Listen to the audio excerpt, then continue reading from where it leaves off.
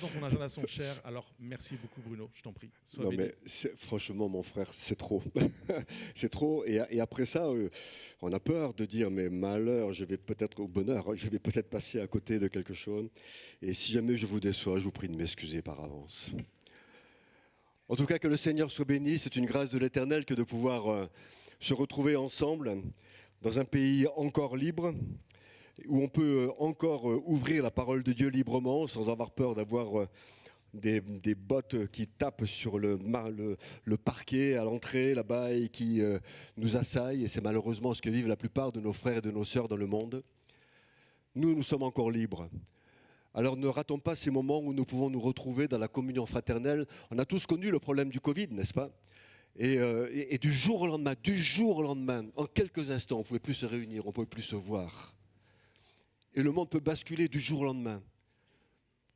Mais aujourd'hui, c'est encore l'heure de se réunir. Aujourd'hui, c'est encore l'heure de travailler. Aujourd'hui, c'est encore l'heure d'être ensemble. Alors, ne soyons pas comme ces gens qui regrettent les choses en disant « Ah, si j'avais su à l'époque ». Non. Dévorons ce que le Seigneur nous donne à dévorer aujourd'hui, c'est-à-dire de pouvoir être ensemble et méditer et étudier la parole de Dieu. Alors, merci à vous de m'accueillir. Merci aux frères qui m'ont sollicité. Je vais vous dire ce que tout le monde dit habituellement. Les frères et sœurs d'Antibes vous saluent. Ça se dit, hein, donc je vous le dis. Et voilà, c'est vrai que nous habitons Antibes et nous sommes à l'église de ADD d'Antibes depuis 1995 maintenant. Et voilà, je suis très heureux de partager la parole avec vous parce que le Seigneur a vraiment mis sur mon cœur l'enseignement. L'enseignement, c'est-à-dire le fait de prendre le livre, de prendre le Saint-Livre et d'étudier. Et des frères m'ont fait la grâce de dire, eh bien, écoute, aujourd'hui, ça ne sera pas une prédication habituelle, ça sera, tu vas démarrer ton étude. Alors, excusez-moi, je prends ma casquette d'enseignant et je vais démarrer l'étude avec vous, si vous voulez bien, sur un livre particulier, comme le disait Jérémie, un livre particulier qui est le livre de l'Exode, qui est un livre absolument magnifique. Le livre de l'Exode, c'est le deuxième livre de la Bible, le deuxième livre de la Torah, le Pentateuque. C'est le livre qui est sans doute le fondateur de toute chose. C'est là où on retrouve un socle absolument extraordinaire qui est le socle de notre foi, le socle de notre engagement, le socle de notre vie, le socle, je dirais même, du christianisme. Et on va essayer de le voir ensemble ce matin. Le livre du Pentateuque, qui s'appelle en hébreu Shemot, les noms, est un livre particulier parce qu'il démarre, il est très incliné ce truc, on ne peut pas le... Non, bon. Donc, et ce livre Shemot, il démarre par une série de noms, on va lire tout ça ensemble si vous voulez bien. Et je crois que ce deuxième livre est vraiment pour moi, c'était le livre fondateur dans ma foi. Je me suis dit, mais c'est pas vrai. Ce qui se passe là, ce que je lis là, c'est quelque chose qui me concerne à moi aujourd'hui en direct. Et c'est ce que je vais essayer de vous transmettre et de vivre avec vous ce matin et puis dans les 2 jours qui vont suivre, sachant qu'on ne pourra pas faire tout le livre de l'Exode. C'est une étude qui est d'une vingtaine d'heures quand même. Et on n'a pas 20 heures. Mais le frère nous a promis, Christophe, hein, de pouvoir continuer peut-être au mois de mars, au mois d'avril, on va voir, et faire la deuxième partie du livre de l'Exode, qui est une étude sur le tabernacle. Et je vous l'annonce déjà maintenant, l'étude sur le tabernacle, le temple que Dieu a dit à Moïse de construire dans le désert, c'est une étude absolument extraordinaire. C'est pour moi, à mon sens, après l'étude du Lévitique, c'est sans doute une des plus belles études que l'on puisse faire. Donc, si vous voulez bien, on va ouvrir la parole de Dieu, on va ouvrir le Saint-Livre, mais avant, j'aimerais faire une prière afin que l'Esprit du Seigneur soit avec nous ce matin et qu'il nous remplisse de sa présence, qu'il prenne toute la place en nous et que nous recevions la révélation de Dieu ce matin. Seigneur notre Dieu, nous voulons nous placer devant toi. Tu es le Seigneur de la vie, tu es le roi des rois. Nul n'est comme toi. Combien nous voulons te rendre grâce, Seigneur, pour tout ce que tu as fait dans notre vie. Combien nous voulons te rendre grâce pour ton amour, pour ta protection. Combien nous voulons te rendre grâce pour ce que tu es. Tu es un Dieu tellement grand, tellement magnifique. Oui, nous ne pouvons que nous agenouiller devant toi et te dire que tu es notre Seigneur, notre Dieu, tu es le Maître. Et ce matin, le disciple a envie de dire, Seigneur, Maître, parle, instruis-nous. que le Saint-Esprit qui est en nous nous apporte la révélation du Saint-Livre, que ces paroles qui sont la vie, que ces paroles qui sont la puissance de Dieu se révèlent en nous, pénètrent dans nos cœurs, nous rejoignent et nous transforment, parce que nous voulons, Seigneur, jour après jour, c'est notre ambition, nous voulons être transformés jour après jour à l'image de Jésus-Christ, notre Seigneur et Sauveur. Et je dis Amen. Que le Seigneur soit béni. Donc le Saint-Livre, nous l'ouvrons, si vous voulez bien, dans le livre de l'Exode, bien sûr. Et je suis au... ah oui, alors là, c'est vrai que c'est Genèse. Et on va commencer par le livre de la Genèse. Et si vous voulez bien, on va lire ensemble à partir du verset 22. Joseph demeura en Égypte, lui et la maison de son père. Il vécut 110 ans. Joseph vit les fils d'Éphraïm jusqu'à la 3e génération et les fils de Makir, fils de Manassé, naquirent sur ses genoux. Joseph dit à ses frères, « Je vais mourir, mais Dieu vous visitera et il vous fera remonter de ce pays-ci dans le pays qu'il a juré de donner à Abraham, à Isaac et à Jacob. » Et Joseph fit jurer les fils d'Israël en disant « Dieu vous visitera et vous ferez remonter mes eaux loin d'ici, dans le pays promis. » Joseph mourut, âgé de 110 ans, on l'embauma et on le mit dans un cercueil en Égypte. Ils sont en Égypte. Mais à la suite de ce chapitre 50 de la Genèse et de ce verset 26, arrive le chapitre 1er et le verset 1er de l'Exode. Et c'est vraiment, on est à la suite. C'est une des rares fois dans la parole de Dieu où des chapitres différents, des livres différents se suivent. Et au chapitre 1er de l'Exode, nous lisons « Voici les noms », c'est pour ça que ça s'appelle Shemot, Shemot, les noms. « Voici les noms des fils d'Israël venus en Égypte avec Jacob et la famille de chacun d'eux. » Ils s'appellent Ruben, Siméon, Lévi, Juda, Issachar, Zabulon, Benjamin, Dan, Nephtali, Gad et Azer. Les personnes issues de Jacob étaient au nombre de 70 en tout. Joseph était alors en Égypte, Joseph mourut, ainsi que tous ses frères et toute cette génération-là. Les enfants d'Israël furent féconds et multiplièrent, ils s'accrurent et devinrent de plus en plus puissants, et le pays en fut rempli. Donc il est nécessaire de comprendre ce qui se passe et pourquoi c'est important cette lecture que nous venons de faire. En fait, Dieu appelle un homme et sa postérité. On est obligé de revenir à ça. On est obligé de revenir à Abraham. On est obligé de revenir à Abraham parce que jusque-là, rien ne se passe comme il le faut.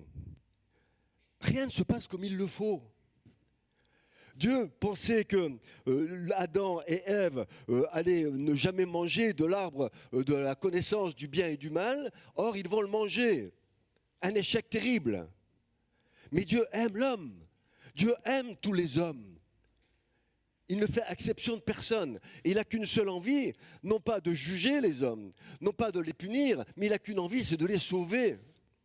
Et donc là, Adam et Ève ont commis le péché inacceptable, le péché terrible. Et donc il est obligé, parce que la loi de Dieu, c'est le salaire du péché, c'est la mort. Il ne veut pas les tuer, donc qu'est-ce qu'il fait? Il faut trouver une solution pour malgré tout sauver les hommes, parce que Dieu aime les hommes, Dieu vous aime, Dieu nous aime.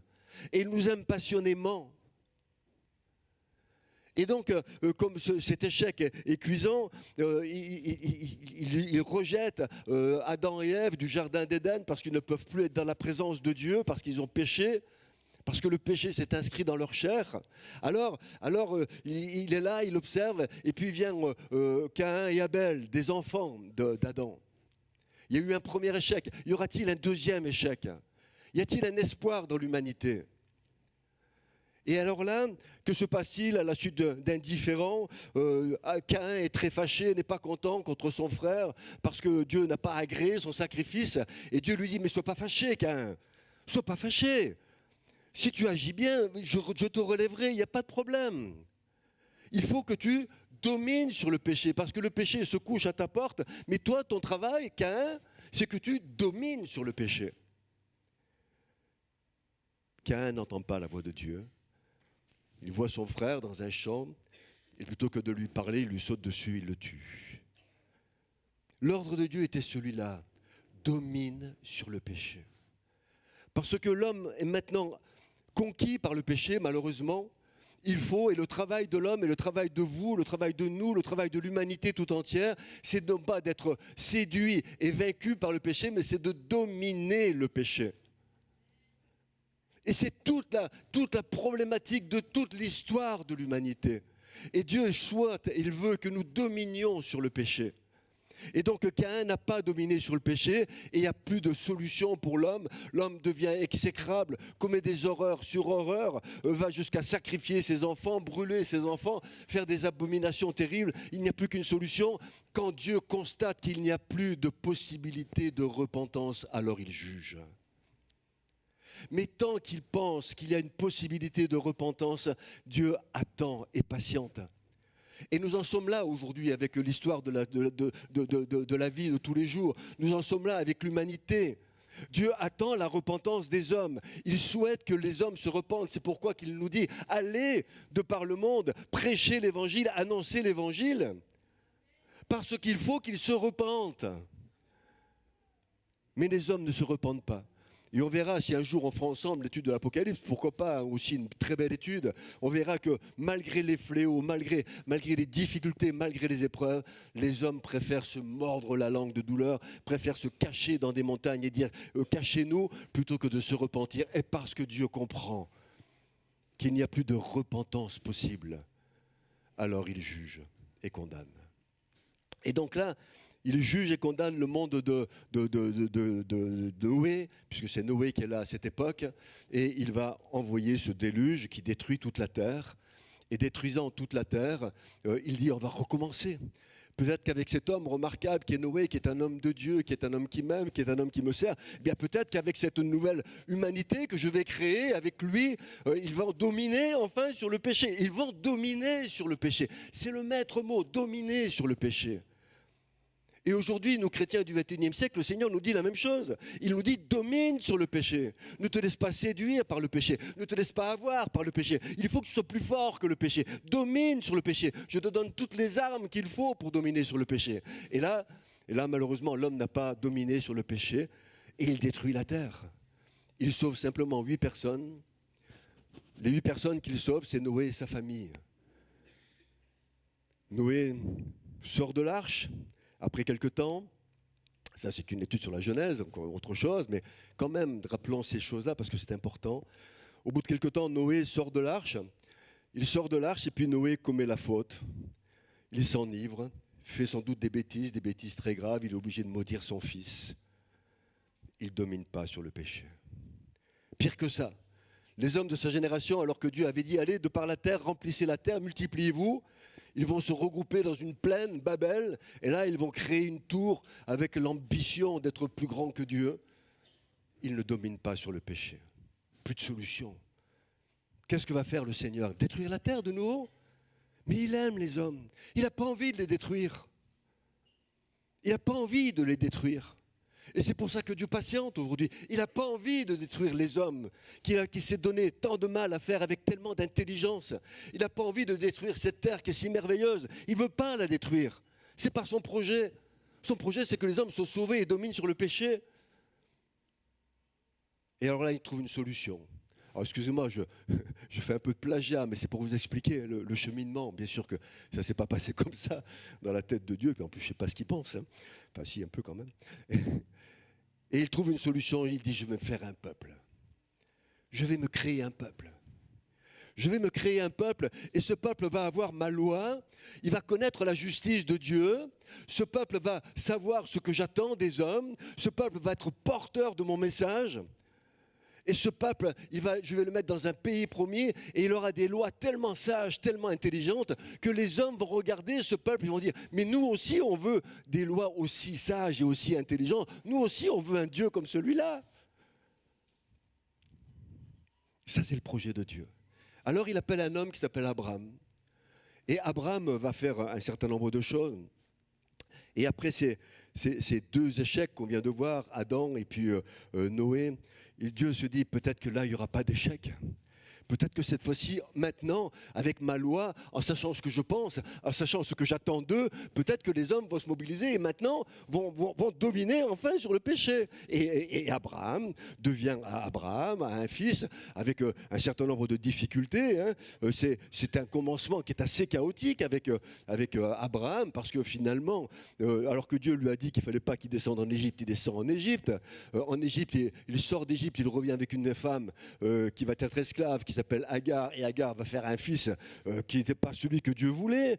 Hein. En plus, Sarah après, est stérile. Je veux dire, on est sur un commencement qui est un peu compliqué. Et puis, en plus, il se brouille avec Lot. Et c'est toute l'histoire de Sodome et Gomorrhe. Et puis, il y a Ésaü et Jacob qui ne s'entendent pas, à tel point que Ésaü n'a qu'une envie, c'est de tuer Jacob. Et Jacob doit fuir. De nouveau, ça ne se passe pas très bien. Un départ vraiment, un commencement qui est vraiment chaotique. Mais Dieu tient bon. Il faut que ce peuple vive. Il faut que ce peuple naisse. Il faut qu'il se multiplie. Et Jacob va avoir 12 fils. On les a lus. Ces 12 fils qui sont les 12 tribus d'Israël. Et ces 12 tribus d'Israël, il faut qu'elles soient porteuses de ma loi, porteuses du nom de l'Éternel. Et même le Seigneur va dire, je vais les appeler mon fils bien-aimé. Dans Exode au chapitre 4, on le lira peut-être demain. Dans Exode au chapitre 4, il dit « Israël est mon fils bien-aimé, mon premier-né. » Et il passe une alliance éternelle. Je dis bien, il passe une alliance éternelle avec Israël et Abraham. En fait, combien y a-t-il d'alliances éternelles dans la Bible ? Il n'y en a pas 36 000. Il y a 2 alliances éternelles. 2. Il y a l'alliance passée avec Abraham, qui va se décliner en alliance avec Israël, et puis l'alliance avec notre Seigneur Jésus-Christ. L'alliance dans le sang de l'agneau, la nouvelle alliance. 2 alliances éternelles. Les autres sont des alliances qui sont réservées à cette terre. Et donc là, Dieu veut quand même passer cette alliance éternelle avec le peuple hébreu. Il veut vivre avec ce peuple hébreu. Il veut que ce peuple devienne porteur de sa loi. Et donc il va l'accompagner. Et à un moment donné, il se passe ce que vous connaissez, c'est ce qu'on a lu.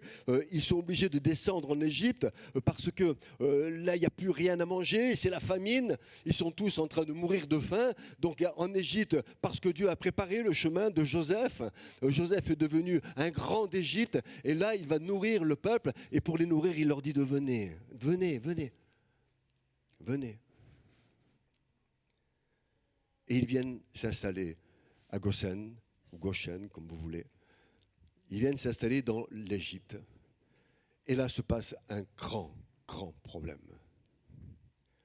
En Égypte, qui est l'explication de l'antisémitisme. En Égypte, Joseph, plein de fougue, plein de feu, va faire un certain nombre d'actes qui vont avoir des répercussions terribles jusqu'à aujourd'hui. C'est la famine. Ils ont tous faim. Et il dit aux Hébreux qui sont arrivés, les 12, les 70, il leur dit « Allez vous installer dans le meilleur coin de la région. » Ils vont dans la meilleure partie de l'Égypte. Et là, dans cette meilleure partie de l'Égypte, ils vont garder les troupeaux. Et vous allez voir de quelle manière ça va se passer. La première année où il y a la grande famine qui va durer 7 ans, ou la deuxième année exactement, la grande famine qui va durer 7 ans, les Égyptiens disent « Nous n'avons plus d'argent, on t'a tout donné pour nous nourrir », disent-ils à Joseph, l'Hébreu. « On a faim, donne-nous du blé ». Alors Joseph dit « Ok, j'ai pris votre argent, si vous avez pour rien à me donner, c'est embêtant. » « Ah si, donnez-moi votre bétail. » Et ils sont obligés, pour manger, de donner le bétail. Et qui est-ce qui va garder le bétail ? Les Hébreux. C'est eux qui deviennent gardiens du bétail des Égyptiens. Et puis la famine continue. Et ça ne se passe pas bien. Et 2 ans, 3 ans après, ils n'ont plus rien de nouveau. Ils viennent voir Joseph, ils disent « Mais on meurt de faim, donne-nous du blé. » Et Joseph dit, mais vous me payez comment le blé? Je ne sais pas que Joseph s'enrichissait, c'était pour Pharaon qui le faisait. Et là, ils disent, ben, nous n'avons plus que nous-mêmes, nous n'avons plus que nos terres, eh bien nous deviendrons esclaves de Pharaon. Et ils se donnent à Pharaon.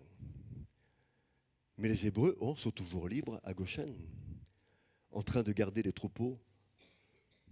Et qu'est-ce qui se passe là? Eh bien, il se passe que quelques mois après, quelques années après, le Pharaon qui protégeait Joseph va mourir. Joseph lui-même meurt. Et vient un autre Pharaon. Et celui-là qui n'a pas connu Joseph,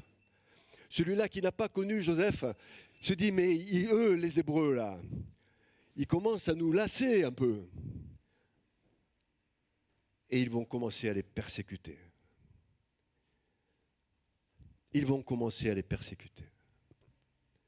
Et c'est la servitude de ce peuple qui se trouve en Exode. Et donc, qu'est-ce qu'il faut faire? Il faut extraire ce peuple. Il faut le faire sortir d'Égypte. Parce que sa raison d'être, ce n'est pas de rester dans le monde. Sa raison d'être, ce n'est pas de rester en Égypte. Sa raison d'être, c'est d'être dans un pays promis où ils auront des lois magnifiques et que le monde entier admirera. Donc il faut les extraire de ce pays d'Égypte. Tout comme la raison d'être de l'Église n'est pas de rester dans ses murs. La raison d'être de l'Église est de sortir et d'aller annoncer la bonne nouvelle de Jésus-Christ. Il a fallu extraire l'Église finalement du monde dans lequel elle était, on va le voir tout à l'heure.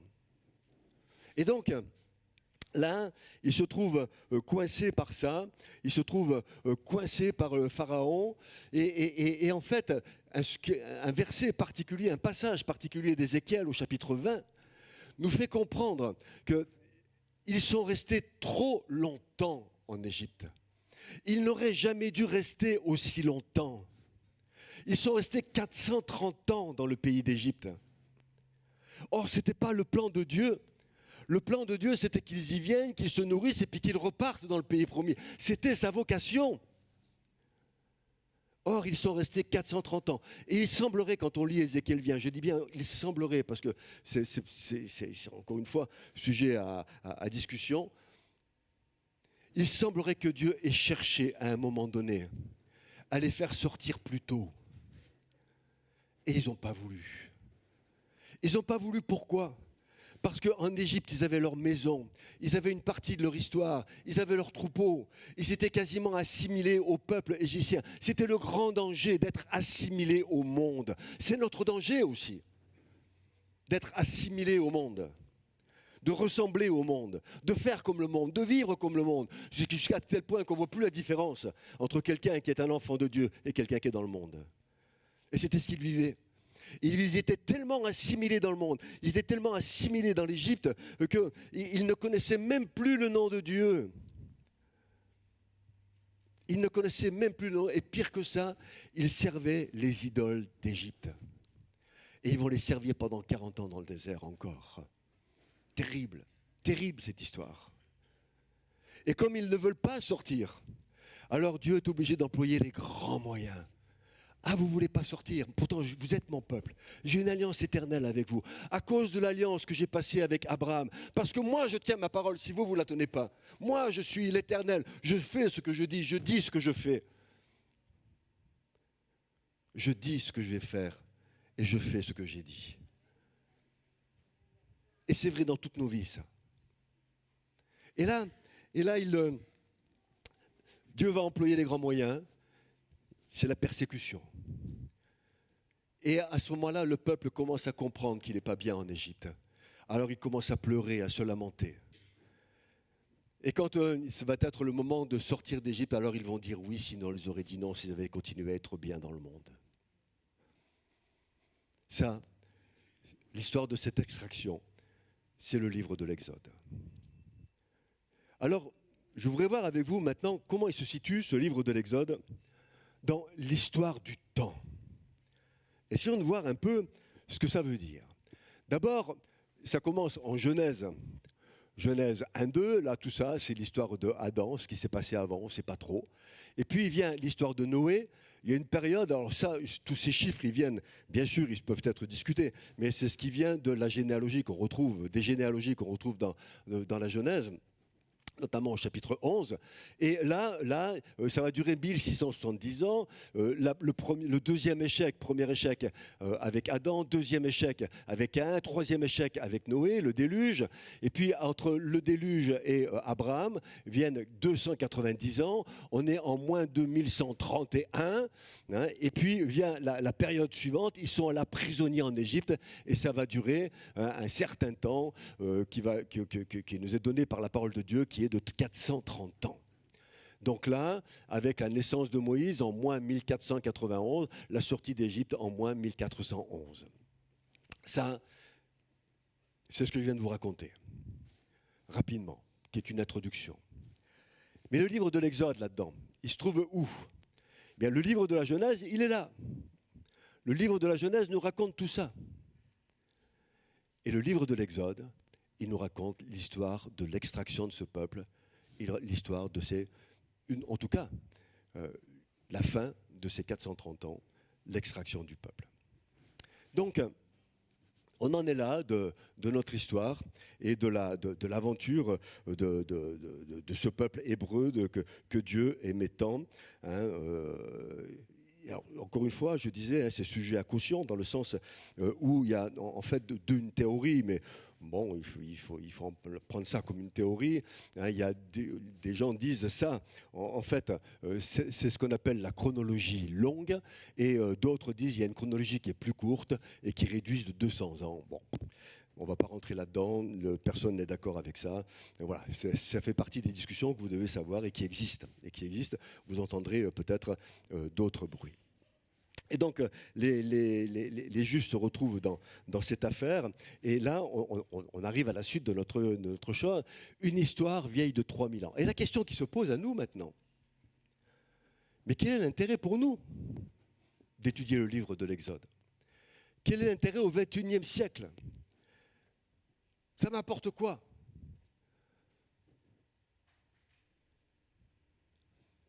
C'est une richesse absolument incroyable. C'est un livre non seulement qui nous apporte des exemples d'hommes et de femmes de Dieu qui ont su faire les bons choix, qui ont su prendre les bonnes décisions, qui ont su s'opposer au monde et qui ont marché avec Dieu, et l'histoire de femmes et d'hommes qui, au contraire, se sont laissés emporter pour nous servir d'exemple. Mais c'est aussi un livre qui va nous parler de nous et de notre futur. Et j'aimerais faire un peu cette analyse avec vous rapidement. C'est vrai que le temps passe vite, désolé. Ici, vous avez, de par le livre de l'Exode, l'image de 3 extractions. Le but de Dieu, il ne faut pas que je dépasse ça. Le but de Dieu, c'est que nous ne soyons pas dans le monde, c'est de vivre pas des choses du monde. Que nous dominions sur le péché. Ça demeure, c'est le filigrane. Et toi, domine sur lui. Le but de Dieu, c'est que nous dominions sur le péché. Et donc, être extraits du monde, que nous ne soyons plus dans le monde. Et cette première extraction, elle se fait avec les Hébreux, on le voit ici, hein, les Hébreux en Égypte, on voit les 12 noms, on les a lus, c'était les 12 tribus. Ils sont persécutés par Pharaon, puis vient la sortie d'Égypte avec Pâques, Pessah, l'agneau, les linteaux, le sang sur les linteaux. Hein, et puis, ils quittent l'Égypte en pillant les Égyptiens. On reverra tout ça plus dans le détail, parce qu'il y a des grands enseignements pour nous. Hein. Ils vont avoir faim, ils vont avoir soif, ils vont avoir peur, ils crient à Dieu, hein, ils arrivent sur la montagne parce qu'ils ont un rendez-vous avec Dieu. Et si Dieu veut qu'on sorte du monde, et si Dieu veut que nous ne soyons plus dans le monde, un pied dans le monde, un pied dans l'église, un pied dans le monde, s'il veut qu'on sorte de cette logique-là, c'est parce qu'il a un rendez-vous avec chacun d'entre nous. Et il avait un rendez-vous avec eux. Ah, vous râlez, vous n'êtes pas content, je patiente, c'est pas grave, je comprends que vous ayez faim, vous avez soif, je comprends, je vous donne à boire, je vous donne à manger, il n'y a pas de problème. Mais allez, continuez, il faut aller jusqu'à votre rendez-vous avec Dieu. Et ils vont où ? Ils vont jusque sur la montagne, voilà, à Horeb, dans le mont Sinaï. Et là, hein, au 50e jour, ils arrivent à Shavuot, à Pentecôte, c'est le 50e jour. Et après, ce 50e jour, commence quoi ? Commence la construction du tabernacle, commence la construction du temple de Dieu. le temple de Dieu qui va les accompagner jusque le pays promis, parce que Dieu dit, je veux vivre au milieu de vous. Extraordinaire! Je veux vivre au milieu de vous. Je ne veux pas être quelqu'un qui est dans une armoire, je ne veux pas être quelqu'un qui est à l'église seulement, je veux être avec vous tout le temps. Et c'est pour ça que Jésus vit en nous par le Saint-Esprit. Et c'est l'histoire du tabernacle. Et donc, il construit le tabernacle dans le désert parce que Dieu veut accompagner son peuple jusqu'au pays promis. Mais ça nous parle aussi d'une deuxième extraction. Et cette deuxième extraction, c'est l'Église, laquelle se différencie du monde. Et ainsi, dans l'Église, on trouve pareil 12 noms. Quand vous lisez au chapitre 1 des livres des Actes, on arrive à lire les 12 noms des apôtres. En fait, c'est 11 plus 1, Matthias, qui sera rajouté, mais 12 noms. Comme la première fois, 12 noms. Extraction de l'Église face au monde. Et l'Église, tout à fait à ses débuts, au moment de sa naissance, elle est persécutée, comme Pharaon persécutait les Hébreux, le peuple de Dieu, le fils aîné de l'Éternel. Il persécute l'Église par les religieux et par Rome. Mais que s'est-il passé? Eh bien, comme dans le cas du premier peuple, il y a Pâques. Il y a Pâques qui est notre force, qui est notre puissance. Et nous avons autorité sur les puissances. Nous avons autorité sur le péché. Nous avons autorité sur la vie. Nous avons autorité sur notre mémoire, qui nous fait pécher la plupart du temps. Nous avons autorité parce que nous avons le sang de Jésus et nous pouvons résister à la tentation du diable, à la convoitise. Nous pouvons résister parce que nous avons le sang, parce que nous avons la croix, parce que nous avons le nom qui est avec nous. C'est l'histoire de l'Église. Et là, qu'est-ce qui se passe? Eh bien, de nouveau, il y a un rendez-vous. Et Dieu dit à ces 12 apôtres qui sont là, 11 plus 1, il leur dit...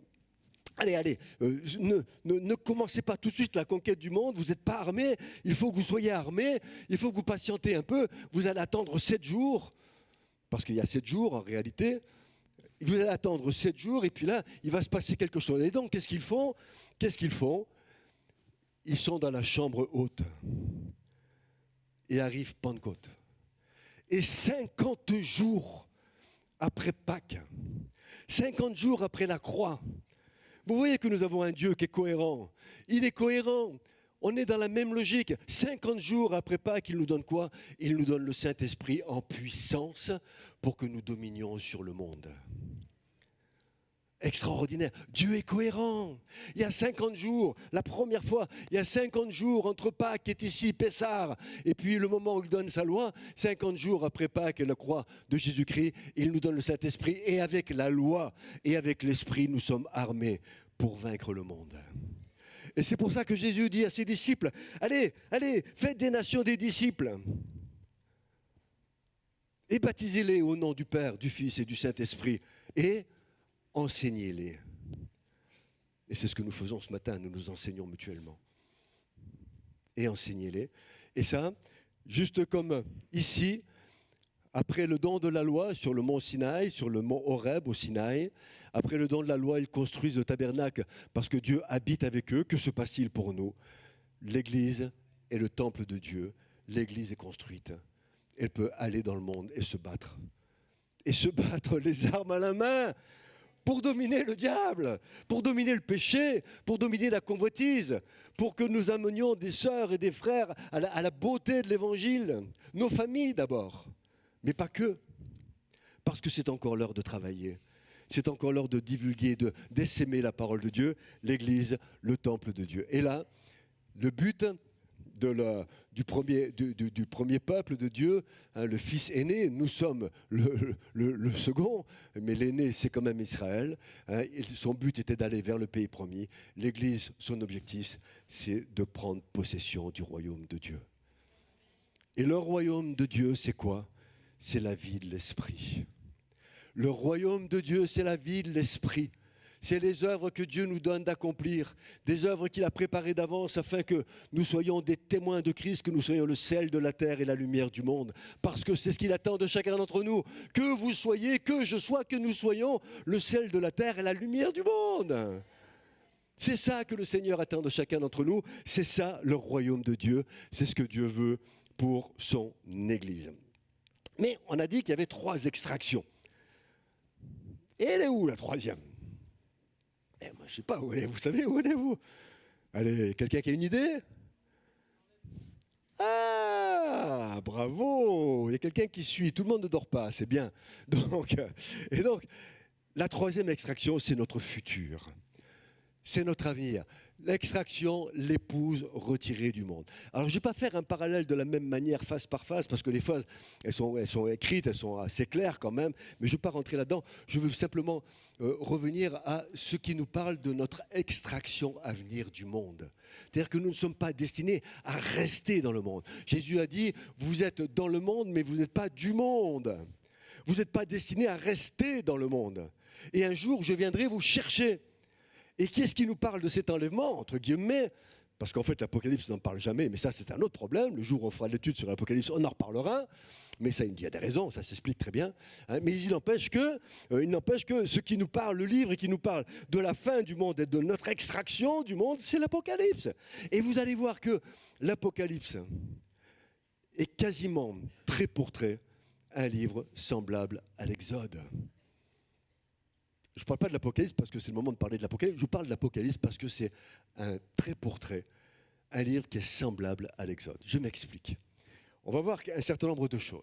Les premières choses, c'est que dans le livre de l'Apocalypse, on retrouve la plupart des plaies de l'Égypte.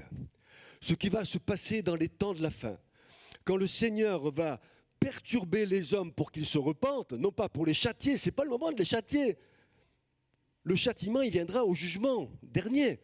Mais là, c'est le moment, Dieu éprouve les hommes, dans l'Apocalypse, pour qu'ils se repentent. Et là, la plupart des plaies d'Égypte se retrouvent comme Pharaon a été châtié par Dieu pour qu'il capitule devant Dieu, qu'il se repente. Et il ne l'a pas fait, ben voilà, il est allé vers son jugement, tant pis pour lui.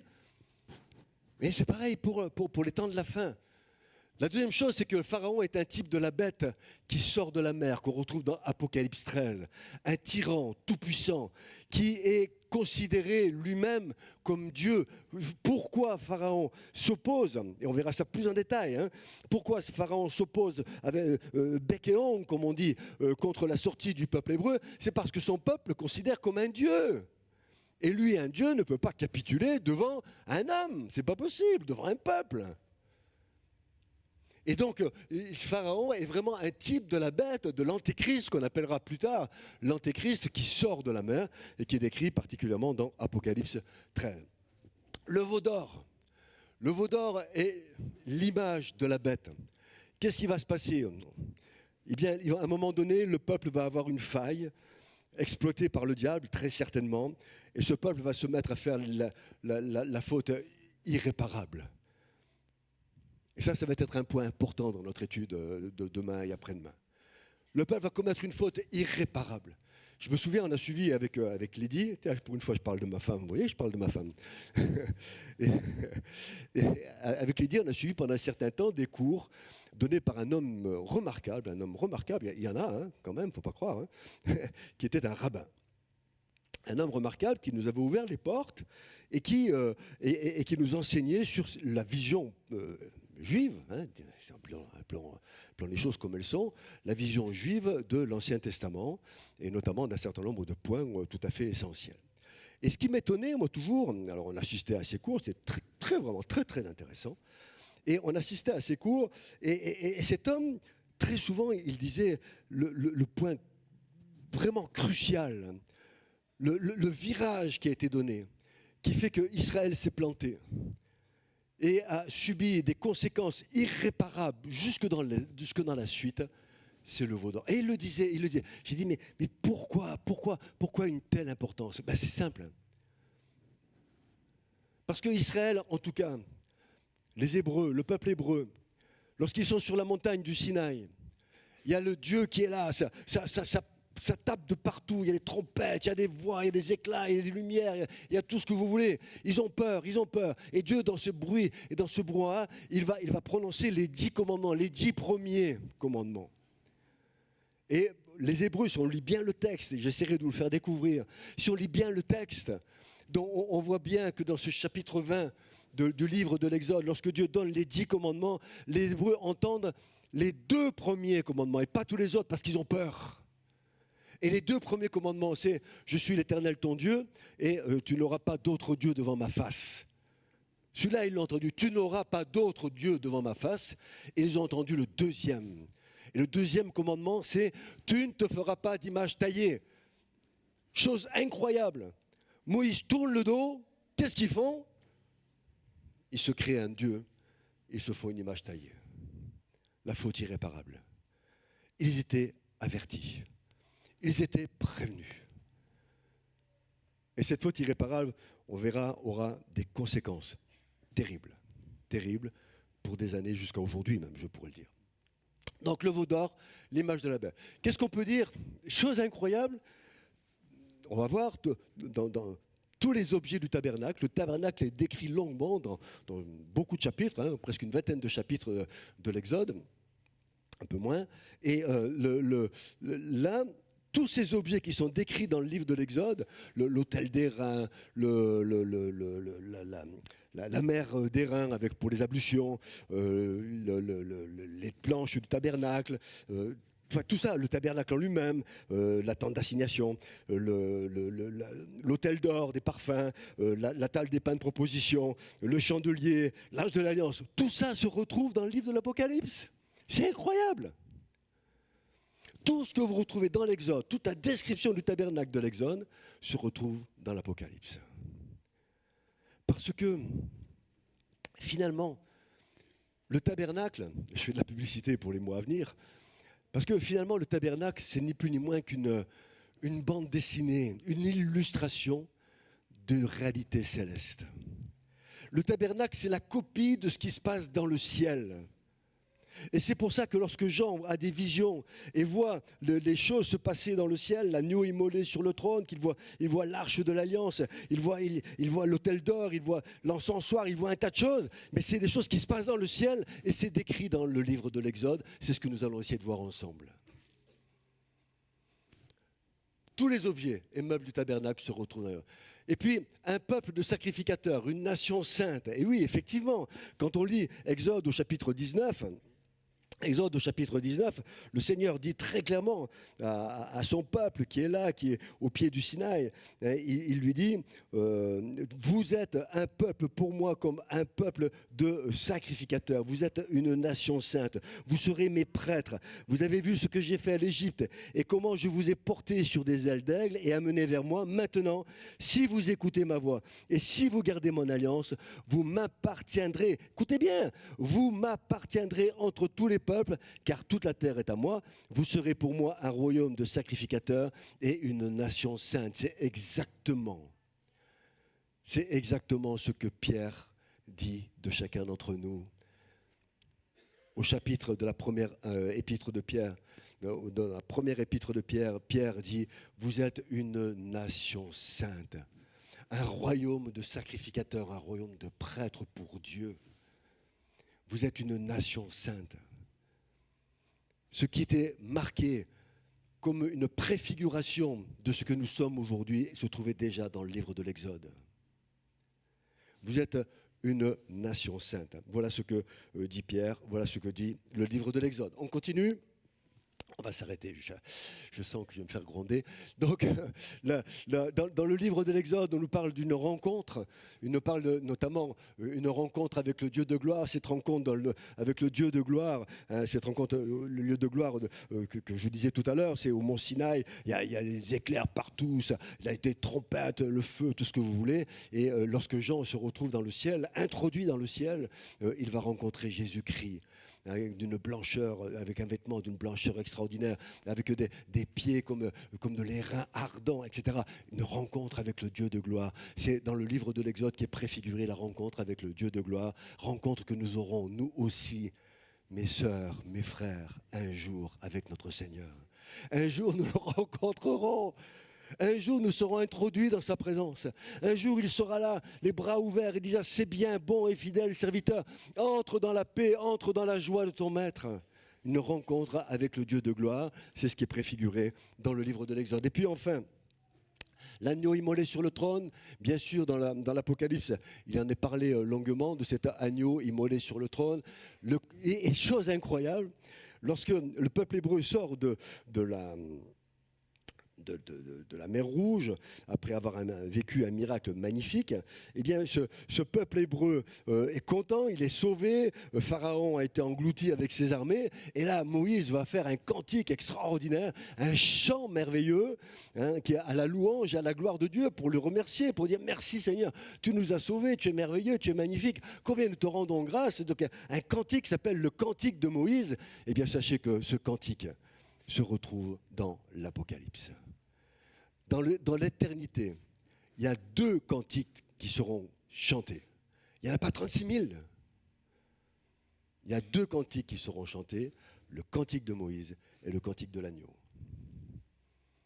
Et ce cantique de Moïse, il se trouve dans le livre de l'Exode. Et enfin, il essuiera toute larme de leurs yeux. Voilà, j'ai presque fini. Si vous m'accordez encore quelques instants. Donc pourquoi ? Il y a 4 raisons pourquoi l'étude de l'Exode est importante, parce que l'Exode, c'est le socle de la pensée chrétienne, de la révélation. C'est le don de la loi à l'humanité. Le deuxième point, c'est l'histoire d'Israël, c'est quelque part notre histoire. Israël est la racine sur laquelle nous sommes greffés. Et connaître l'histoire d'Israël, écoutez bien ce que je vous dis, c'est important. Vous devez lire l'Ancien Testament, et particulièrement la Torah, les 5 premiers livres, le Pentateuque. C'est l'histoire d'Israël. Et l'histoire d'Israël, c'est l'histoire de notre frère aîné, celui sur lequel nous sommes greffés. Ce chapitre de Romains que vous connaissez tous, je suis certain, le chapitre 11 de Romains, qui nous dit que Israël est la racine, et que nous sommes, nous, Église de Jésus-Christ, greffés sur la racine, et qu'ensemble nous formons un seul et même olivier. Nous sommes un, ensemble. Ce peuple est notre racine. Et c'est pour ça que nous devons, mes sœurs, mes frères, nous devons prier pour Israël, particulièrement en ce moment. Je ne parle pas de l'Israël politique, je ne parle pas de ce que font les hommes politiques, ça ne m'intéresse pas. Je parle de l'Israël, enfant de Dieu, spirituel, le peuple de Dieu premier-né. Nous devons prier pour ce peuple de Dieu premier-né. Nous devons prier pour la paix de Jérusalem. Nous devons prier pour la paix de Jérusalem. Et j'ai envie de dire, où sont les prières pour Israël ? Et peut-être qu'un jour, le Seigneur dira à l'Église, comment ça se fait que tu n'as pas prié pour mon peuple alors qu'il en avait tant besoin ? C'est la racine. Et nous devons prier pour la racine. Pourquoi nous devons prier pour la racine ? Parce que dans un arbre, lorsque la racine disparaît, c'est l'arbre tout entier qui disparaît. C'est un avertissement solennel que je vous donne là. Si la racine disparaît, c'est l'arbre tout entier qui disparaît. Et une fois que les puissances du mal se seront occupées de la racine, ils s'occuperont de nous. Nous sommes les prochains sur la liste. Ça, c'est la réalité. Et donc, la deuxième chose pour laquelle il faut que nous étudions la parole de Dieu, et notamment le livre de l'Exode, et notamment la Torah, les 5 premiers livres, c'est parce que l'histoire d'Israël, c'est notre histoire, c'est la racine. Et puis, le dernier point sur lequel je veux rester avec vous là maintenant, toute écriture. Pourquoi nous devons étudier le livre de l'Exode ? Pourquoi nous devons étudier l'Ancien Testament ? Et passer du temps dans l'étude de ces livres. Parce que toute écriture est inspirée de Dieu, utile pour enseigner. Toute écriture. Et c'est la parole de Dieu. Et la parole de Dieu est toujours aussi vivante et efficace dans l'Apocalypse que dans les évangiles, que dans le Pentateuque. Le deuxième point que j'ai envie de voir avec vous, c'est que ces choses sont arrivées pour servir d'exemple. Elles leur sont arrivées pour servir d'exemple, que nous ne commettions pas les mêmes erreurs qu'eux ont commises. Ils ont commis des erreurs. Quelque part, la mission qui était la leur était un échec. La preuve, c'est que Dieu, à un moment donné, a dû s'en emparer, les envoyer en diaspora, en déportation pendant 2000 ans. Mais aujourd'hui que le temps des nations est terminé, alors ils sont revenus. Et l'histoire se déroule autour d'Israël aujourd'hui. Donc, ces choses leur sont arrivées pour servir d'exemple et étaient écrites pour notre instruction à nous qui sommes parvenus à la fin des siècles. Et je peux vous dire qu'aujourd'hui, on est plus proche de la fin des siècles qu'ils l'étaient eux à l'époque quand ils l'ont écrit. Et puis le troisième verset, C'est en commençant par Moïse et par tous les prophètes, Jésus lui-même valide le livre de l'Exode. Jésus lui-même dit, oui, ce livre-là, c'est la parole de Dieu, vous pouvez le lire, vous pouvez le consulter, vous pouvez en tirer des exemples, vous pouvez en tirer des instructions, parce que moi je dis, il est bon ce livre, hein, et en prenant, Jésus parle, et il dit, en commençant par Moïse et par tous les prophètes, il leur expliqua dans toutes les Écritures ce qui le concernait, et Jésus-Christ se trouve tout au long du livre de l'Exode, et vous allez voir, on va trouver dans l'étude sur le tabernacle que nous ferons dans quelques mois, nous trouvons Jésus-Christ en permanence. Il était annoncé d'une manière totale et parfaite. Alors mes sœurs, mes frères, ce qu'il faut que nous fassions maintenant, eh bien, c'est de prier pour Israël, de prier pour nous-mêmes afin que nous ne commettions pas les mêmes erreurs, que nous soyons instruits au travers de ces livres de l'Exode, des erreurs qu'ils ont commises afin que nous-mêmes, nous ne soyons pas pris comme des serviteurs qui n'avons pas fait ce que nous devions faire, alors que nous avions le temps de le faire. Eux n'avaient pas ce que nous avons. Eux, ils n'avaient pas la révélation de Jésus-Christ. Eux, ils n'avaient pas le nom de Jésus-Christ. Ils n'avaient pas le sang. Et surtout, ils n'avaient pas l'esprit. Nous, nous avons tout ça. Alors aujourd'hui, Paul nous a placés par l'inspiration de l'esprit sur ce qu'il appelle une loi de liberté. Nous ne sommes plus contraints à ces rites, à tout ce que vous voulez. Très clairement, nous ne sommes plus contraints à tout ça. Nous sommes sauvés par la foi en Jésus-Christ. Mais ça ne veut pas dire que nous sommes dispensés d'obéir à la parole de Dieu, selon tout ce qu'il a dit avec une grande précision, notamment dans le Sermon sur la montagne, Matthieu 5, Matthieu 6, Matthieu 7. Que Dieu vous bénisse et à demain soir.